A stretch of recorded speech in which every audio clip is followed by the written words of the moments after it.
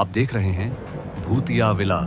दोस्तों, अगर आप चैनल पर नए हैं तो चैनल को सब्सक्राइब जरूर कर लें और साथ ही वीडियो को लाइक करके नीचे कमेंट बॉक्स में अपनी राय जरूर दें ताकि हम आपके लिए ऐसी ही भूतिया घटना और ला सकें। तो चलिए बढ़ते हैं आज की कहानी की ओर। दोस्तों, ये बात है उस रात की जब मैं देर रात अपने बिस्तर पर पांव पसारे घर के आंगन में ठंडी हवाओं के बीच आराम से गहरी नींद में सो रहा था। लेकिन तभी अचानक ही मेरे शरीर में हुई बेचैनी से मेरी आंख खुल गई और जब मैंने सामने देखा तो आंगन के मेन दरवाजे पर कोई खड़ा हुआ दिखाई पड़ रहा था। जब मैंने उसे ध्यान से देखा तो उसका चेहरा तो मुझे साफ साफ दिखाई नहीं दिया। इसलिए फिर जब मैं उठकर खड़ा हुआ तो पता नहीं अचानक ही मेरे पांव अपने आप ही उस शख्स के पीछे पीछे चल पड़े और उस वक्त मुझे यह होश नहीं था कि मैं उस शख्स के पीछे पीछे आखिर जा कहां रहा हूं। और जब मुझे होश आया तो मेरे पैरों तले जमीन खिसक गई। दरअसल अभी मैं अपने आप को शांत करने के लिए इधर उधर देख रहा था कि तभी मेरी नजर सामने खड़ी एक महिला पर गई और फिर जब मैंने उसका चेहरा देखा तो मैं डर की वजह से वहीं बेहोश हो गया। और जब मुझे होश आया तो मेरी हालत कुछ इस तरह की थी जिसे सुनकर आपके भी रोंगटे खड़े हो जाएंगे। और फिर आगे जो मेरे साथ घटा वो बहुत ही खौफनाक था। तो दोस्तों, आप अपना दिल थाम कर बैठिए मेरी इस पूरी घटना को सुनने के लिए, जिसे सुनकर आपको भी एक नए डर का एहसास होगा। दोस्तों, मेरा नाम पिंटू है और मैं राजस्थान के दौसा जिले का रहने वाला हूँ, जहाँ मैं एक छोटे से गांव में अपने परिवार के साथ रहता हूँ और गांव से 15 किलोमीटर दूर एक कारखाने में हेल्पर का काम करता हूँ। और इस रोजगार से मैं अपने परिवार का पेट पालता हूँ, मतलब कि मेरे घर का गुजारा ठीक ठाक चल जाता है।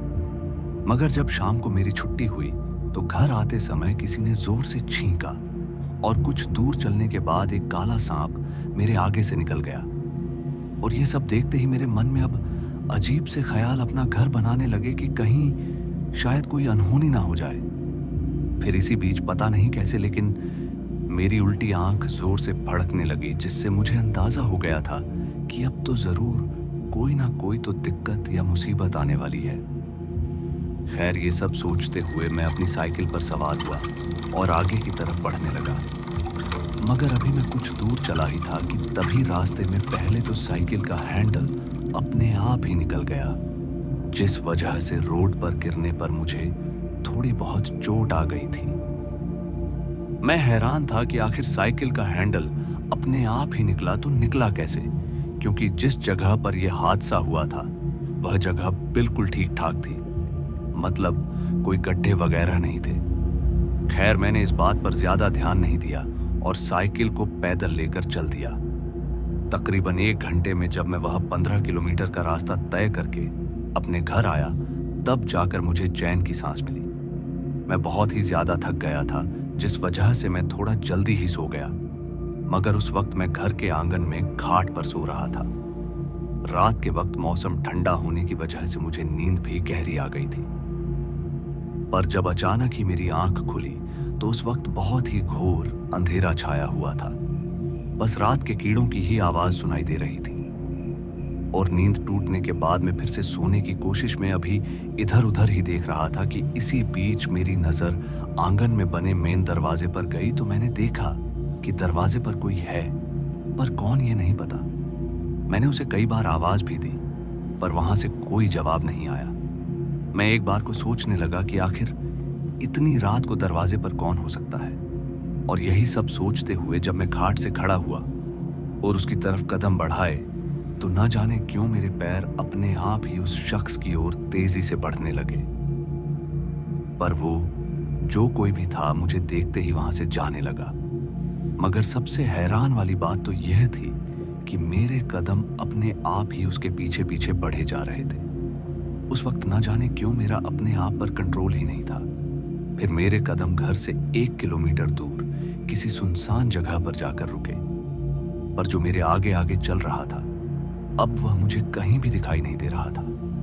अंधेरा काफी था, जिस वजह से मुझे थोड़ी ही दूर तक दिखाई पड़ रहा था। खैर, मैंने जल्दी से वहां से निकलना ठीक समझा, क्योंकि इतनी रात को सुनसान जगह पर मुझे कुछ भी हो सकता था। पर जैसे ही मैंने अपने कदम को आगे बढ़ाया कि तभी मेरी नजर सामने कुछ ही दूरी पर खड़ी एक महिला पर पड़ी, जो देखने में बहुत ही ज्यादा भयानक लग रही थी। उस महिला को देखकर मेरे पांव एकदम से लड़खड़ा गए और मेरी दिल की धड़कनें तेजी से बढ़ने लगी, यानी कि मेरी सांसें अब फूलने लगी थी। ऐसा लग रहा था कि अब मैं मरने वाला हूं। इससे पहले मैं कुछ और करता कि तभी वह महिला धीरे से मेरी ओर बढ़ने लगी। उसके बढ़ते कदमों ने मेरे जीने की उम्मीद तक खत्म कर दी थी। मेरे समझ में नहीं आ रहा था कि अब मैं करूं तो करूं क्या। इससे पहले वह मेरे पास पहुंचती कि मैं झट से पीछे मुड़ा और लड़खड़ाते कदमों के साथ वहां से भागने लगा।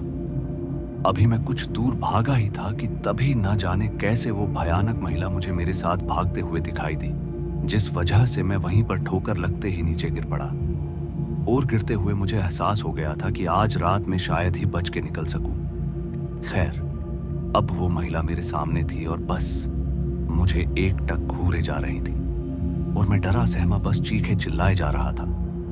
पर उस वक्त मेरी आवाज सुनने वाला वहां पर कोई भी मौजूद नहीं था जिससे कि मैं मदद मांग सकता था, क्योंकि वहां पर ना तो कोई सड़क थी और ना ही किसी तरह का कोई रास्ता।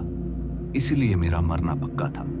और तभी उस महिला ने मेरी टांग पकड़ी और मुझे घसीटते हुए वहां से लेकर जाने लगी। उस वक्त मुझ पर क्या बीत रही थी बस यह तो मैं ही जानता हूं। अगर मेरी जगह कोई और होता तो शायद डर की वजह से ही अब तक अपना दम तोड़ चुका होता। पर जब वो महिला मुझे घसीटते हुए लेकर जा रही थी तो उस वक्त मैं अपने आप को उससे छुड़ाने की पूरी कोशिश कर रहा था। पर उस महिला की पकड़ इतनी मजबूत थी कि मैं अपने पांव छुड़ा ही नहीं पा रहा था। बस वह महिला मुस्कुराते हुए मुझे खींचते हुए लेकर जा रही थी, जिस वजह से मेरी पूरी कमर छिल गई थी। कुछ देर घसीटे जाने के बाद वह महिला मुझे खंडहर पड़ी जगह पर ले गई और मुझे वहीं पर एक बड़े से गड्ढे में डाल दिया। पर अंधेरे की वजह से मुझे कुछ खास साफ साफ दिखाई तो नहीं दे रहा था, मगर ऐसा जरूर लग रहा था कि यह जगह बहुत ही पुरानी और डरावनी है, जहां पर इंसान तो क्या कोई जानवर भी आता जाता नहीं होगा। खैर, तभी वह महिला मुझे छोड़कर पता नहीं कहां पर चली गई और मेरे पास अब यह सही समय था वहां से भागने का, इससे पहले कि वह महिला वापस आती कि मैं जल्दी से गड्ढे से बाहर निकला और दबे पांव वहां से जाने लगा। मगर पता नहीं कैसे उस महिला को मेरे जाने की भनक लग गई और वह फिर से पलक झपकते ही मेरे सामने आ गई। फिर मैं अपनी जान बचाने के लिए उस महिला के आगे गिड़गिड़ाने लगा और हाथ जोड़कर कहने लगा कि मुझे छोड़ दो, जाने दो मुझे, मैंने तुम्हारा क्या बिगाड़ा है। पर मेरी बात सुनकर वह महिला जोर से हंसने लगी और कहने लगी, मैं भी कभी ऐसे ही रोई और गिड़गिड़ाई थी, पर उन लोगों ने मुझे नहीं छोड़ा और मुझे मारकर इसी खंडहर में दफना दिया और मेरे घर वाले मुझे कभी भी ढूंढ नहीं पाए। इतना बोलते ही उस महिला ने अपना एक हाथ आगे की तरफ बढ़ाया और मुझे गर्दन से उठाकर दूर एक पेड़ में दे मारा, जिस वजह से मेरे सीने में इतनी गहरी चोट लग गई कि मेरी आंखें उसी वक्त बंद हो गई और मैं बेहोश हो गया। फिर मेरे साथ क्या हुआ मुझे नहीं मालूम, क्योंकि जब मेरी आंख खुली तो सुबह हो चुकी थी और वहां पर सिर्फ वह जंगल और खंडर ही मौजूद था। पर अब वह महिला मुझे दूर दूर तक कहीं भी नजर नहीं आई। मैं किसी तरह से लड़खड़ाते हुए उठा और धीरे धीरे अपने घर पहुंचा।